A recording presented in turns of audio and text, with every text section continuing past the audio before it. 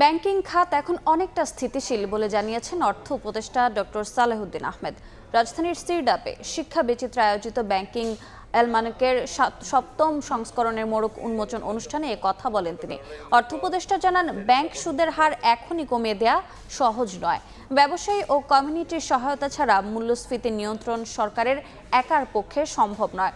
অর্থ উপদেষ্টা হিসেবে ব্যর্থ হবেন না আশাবাদ জানিয়ে দ্রুত বাংলাদেশকে সামনের দিকে নিয়ে যাওয়াই বড় চ্যালেঞ্জ বলে জানান উপদেষ্টা।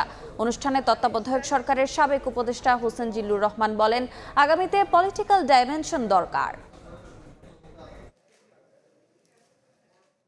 ফান্ডামেন্টালস ইজ একটা ডিমেনশন যেখানে অর্থনীতি কেমন আছে এটার উত্তর খোঁজা যায়, এবং সেখানে মূল মোটা দাগে দেখা যাচ্ছে সেখানে ভঙ্গুর থেকে এক ধরনের জোড়া লাগানো গেছে এবং শক্তিশালীর দিকে এগুনোর একটা বিষয় আছে। খুব সহজ কাজ না রেট অফ ইন্টারেস্ট কমিয়ে দেওয়া।